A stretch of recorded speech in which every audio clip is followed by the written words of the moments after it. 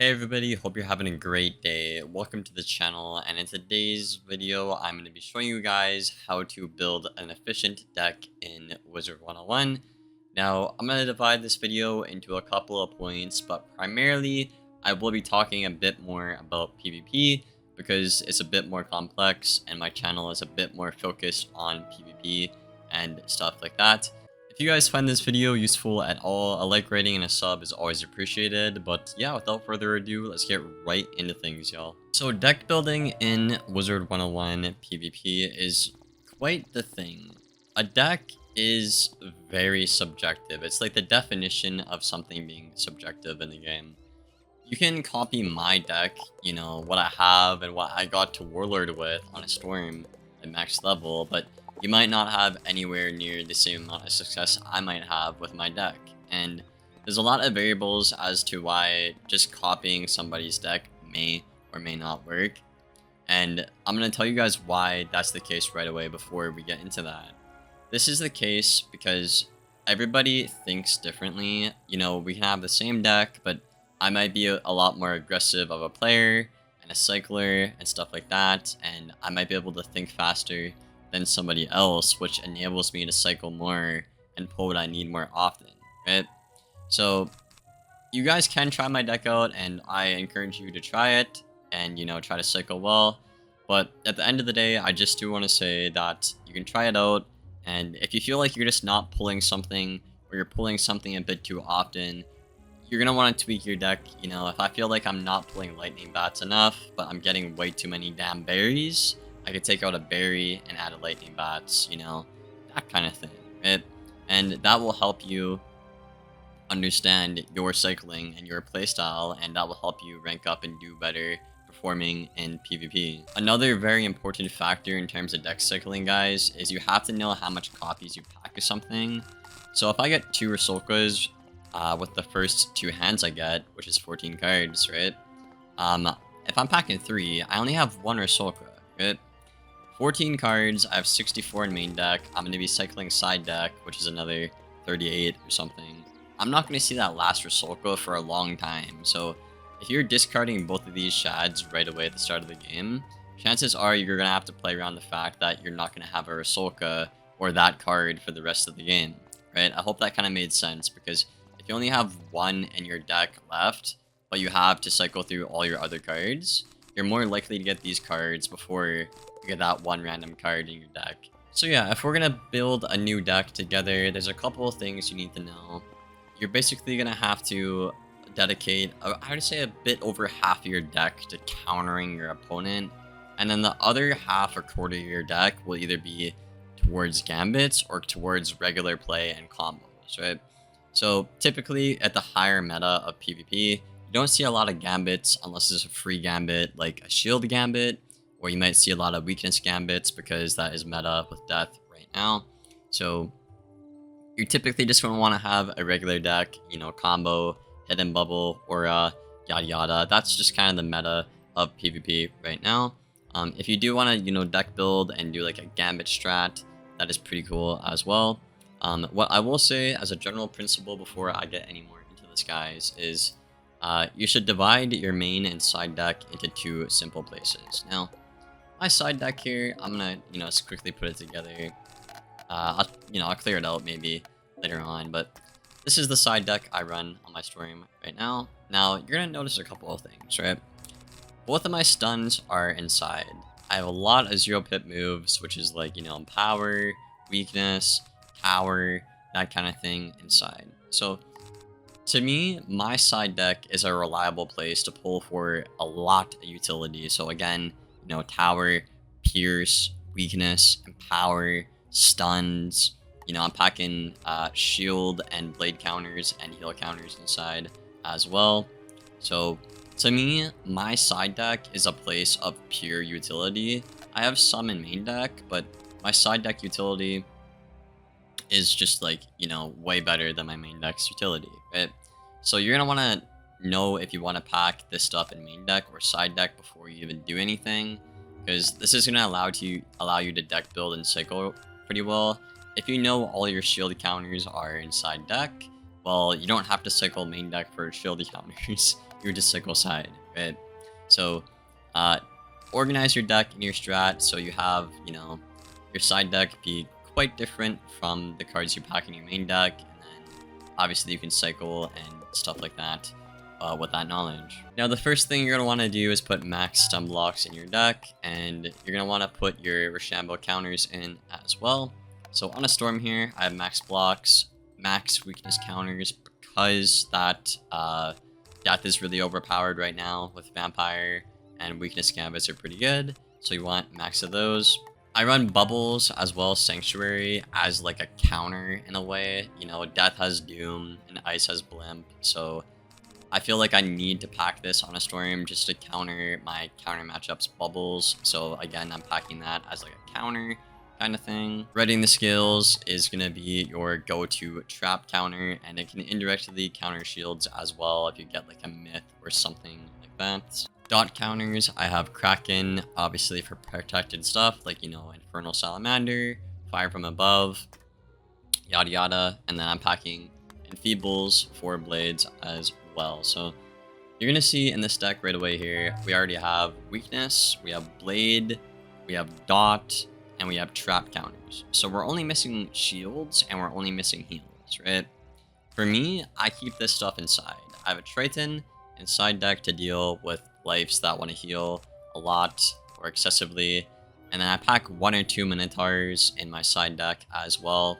I stopped packing Jin's Defense and main deck Minnow because I found out just kind of splitting my deck, have some counters in main, some inside, and dividing them and understanding where they are just has allowed me to make and put way more counters in my deck in total, to the point it's just really helpful, and my win rate has gone up because of it. So we basically have, shield counters here, we have blade counters here, a trap counter, and a heal counter. Then we have weakness counters, blade counters, trap counters, and dot counters in main deck, as you can see. Now, I would recommend packing set shields to the schools that counter you. So on a storm, I'm gonna want, death sets, so Legend Shield or Ether Shield.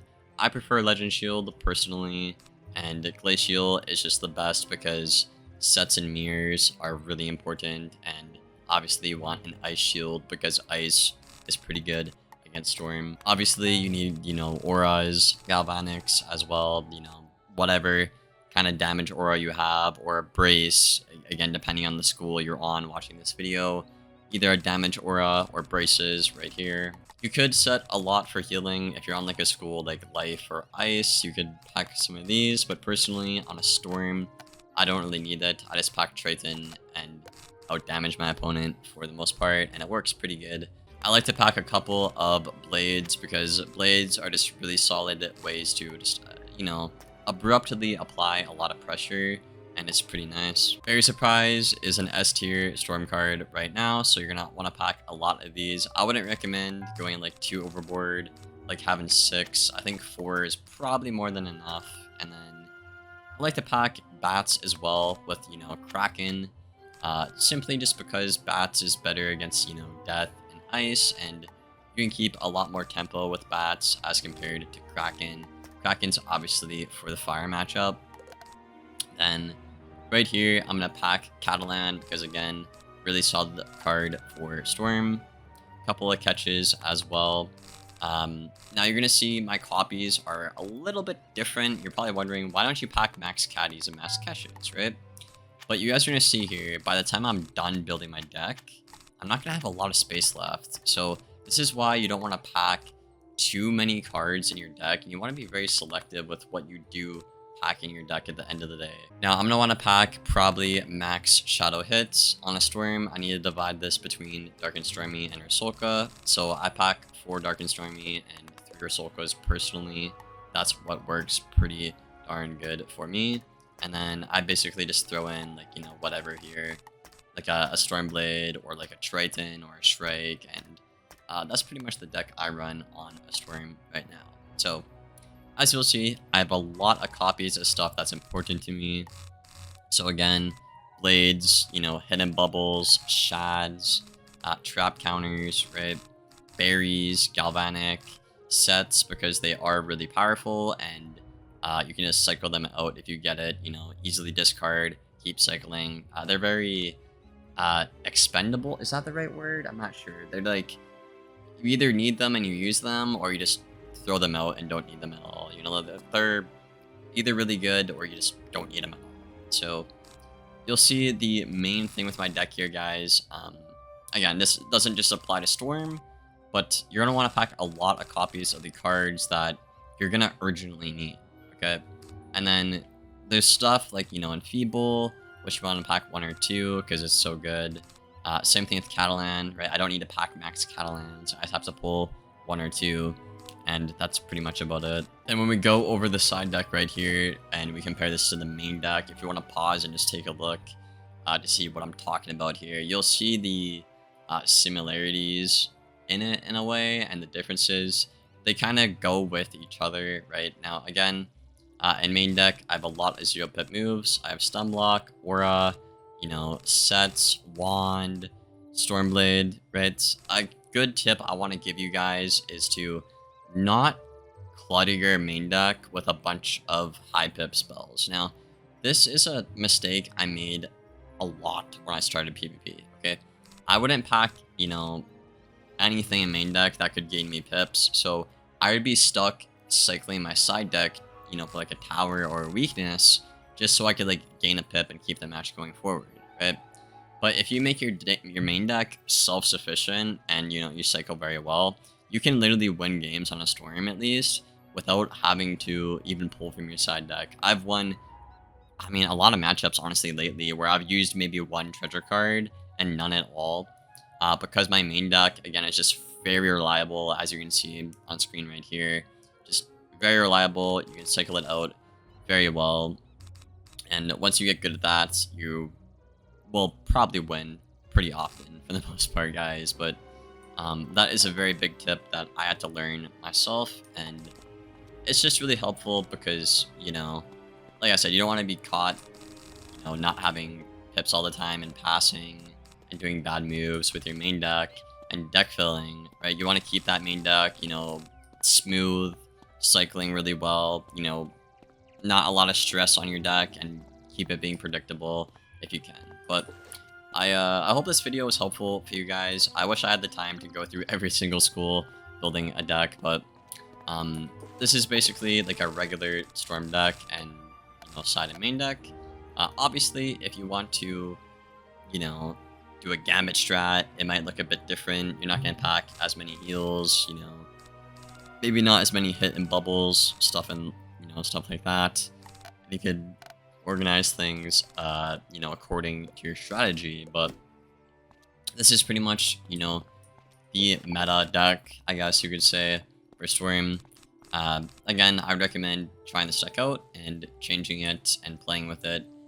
Again, if you feel like you don't pull something enough, try to, you know, even if you win, by the way, I do this all the time. If I win a game, but I feel like I didn't pull a Catalan, I'm going to take out a berry because I pulled too many and put in a Catalan and see if that makes my deck cycle better. So try this deck, pay attention to that, guys. It'll help you a lot. And yeah, I hope that this video was helpful for you guys. I'm going to get into the PvE section here real quick at the end, but if that's all you wanted for PvP, that's basically the end of the video for you.